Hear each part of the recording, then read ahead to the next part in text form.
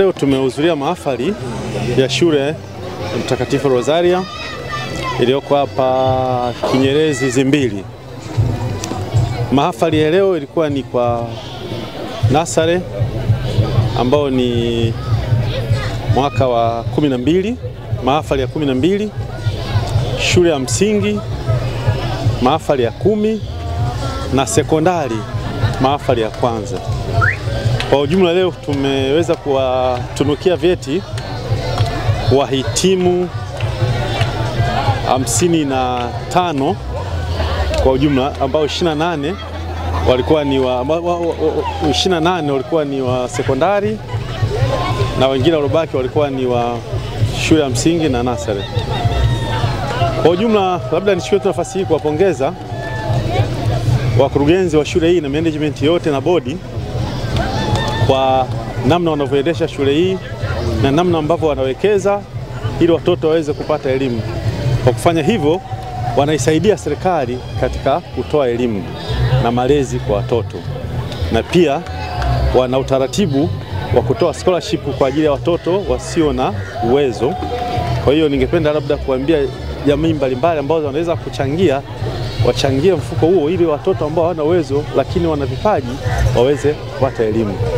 Kwa hiyo kubwa ni hilo ambalo limetuleta hapa, na mimi nimeshukuru kwa mgeni rasmi. Ambacho mimi nimesisitiza kwa wahitimu waweze kuangalia fursa katika kozi ambazo bado hazijapewa kipaumbele hapa Tanzania. Kwa mfano kozi ambazo zinahusu usimamizi wa usafiri wa sekta ya majini. Mimi natoka Pasaki na kule hiyo ndio shughuli yetu. Kwa hiyo nimewa-encourage na hasa wanawake, wakina mama waweze kusoma hizo kozi hizo za ubaharia na usimamizi wa meli na kozi zote za engineering ambazo zinahusikana na meli, kwa sababu kuna fursa nyingi za ajira ndani na nje ya nchi. Kwa ujumla kuna mabaharia wengi ambao sisi wa Tanzania ambao walioko hapa Tanzania, lakini kwa sababu tuna mikataba mbalimbali na nchi, mikataba ya makubaliano, kwa hiyo kuna mabaharia wetu wengi wanaenda kufanya kazi huko nje ya nchi. Kwa hiyo nimewa-encourage wanaoenda kusoma waziangalie hizo fursa hizo, kwamba kuna hayo maeneo pia waangalie kuliko yale maeneo traditional ambayo tumeyazoea siku zote. Kwa hiyo kuna hilo eneo watu waliangalie. Kwa hiyo kikubwa nilichosisitiza mimi ni hilo. Serikali imefanya uwekezaji mkubwa sana katika sekta hiyo ya uchukuzi na umekiri kwamba kubwa uwepo wa ajira. Ni maana yake kwamba vijana ambao wanahitimu sasa wanatakiwa kuchukulia hilo kama fursa. Ndio nimesisitiza hapo, nimesema kwamba katika maeneo ambayo bado vijana wetu hawajatoa kipaumbele kwenda kuyasoma na kufanya kazi zinazohusiana na maeneo hayo ni maeneo ambayo yanahusiana na usafiri wa sekta, usafiri wa majini. Usafiri wa majini kuna fursa nyingi sana kule. Ya kwanza ni mabaharia, lakini pia kuna wahandisi meli. Ni eneo ambalo nadhani nyinyi waandishi hapa, sidhani kama kuna mtu umemsikia ndugu yako anaenda kuchukua hiyo. Kwa hiyo nimewa-encourage wasome hilo eneo, wanapoenda huko mbele waangalie pia maeneo hayo ambayo bado hajapewa kipaumbele sana katika utaratibu wa sasa ambao watu wanaenda kusomea.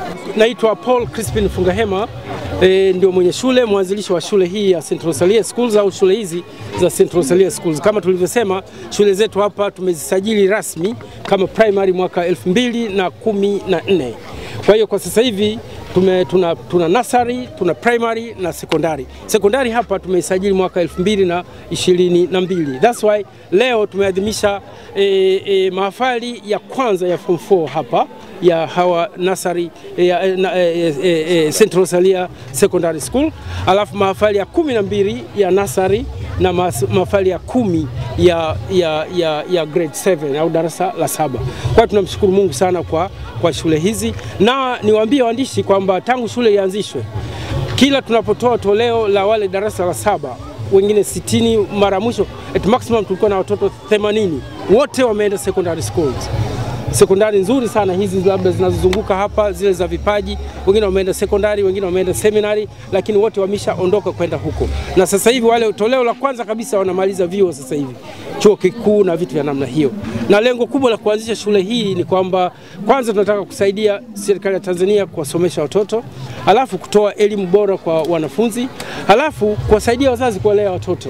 Alafu kitu kingine ni kwamba sisi hatufanyi biashara hapa, kwa sababu shule zetu tunatoa ada ya kawaida kabisa, tunatoa huduma kwamba ni kwamba tunataka kupata ile self satisfaction, kwamba yani naridhika nikiona watoto wanafaulu, wanaendelea kusoma na vitu vya namna hiyo.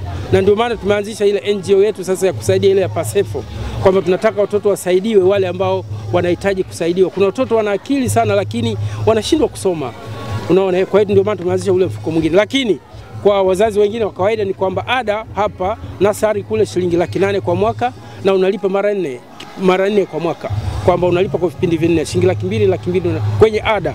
Primary shilingi 1,100,000, 250,000, 250,000, yani awamu 4. Huko sekondari ni shilingi 2,200,000 kwa mwaka, unalipa kwa awamu vile vile. Kwa hiyo tunawakaribisha wazazi wote waje hapa kwenye mazingira haya ya hapa Kinyerezi, Tabata, wapi. Shule hii ni ya day and boarding.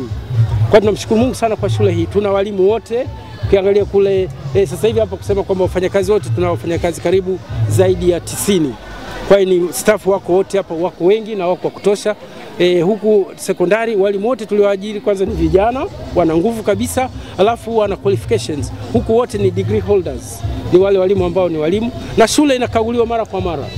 Kuna wakaguzi kutoka udhibiti wa elimu, wizara ya elimu, kuja kukagua kuona standards kwamba ziko namna gani. But all in all tunamshukuru Mungu sana kwamba tunaendelea vizuri na shule yetu inaendelea vizuri, na hata nyinyi waandishi wa habari waleteni watoto wasome hapa.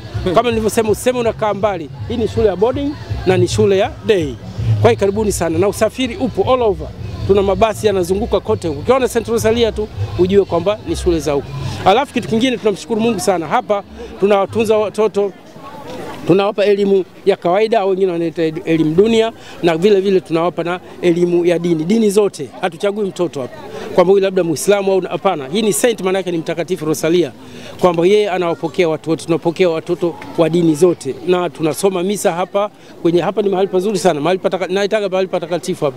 Mtoto akiingia hapa, hata kama alikuwa na mzito namna gani, lazima ataelewa tu. Walimu wetu ni wazuri, wanawafundisha vizuri. Tunaombea watoto, tunasali nao kwenye misa. Kama mlivyoona leo padre anakuja pale, tunaadhimisha ibada ya misa takatifu kwanza. Sisi ni wa Katoliki, kwa hiyo lazima tunamuita padre kuja hapa. Imagine leo amekuja baba paroko mwenyewe wa Kinyerezi, yule Father Francis.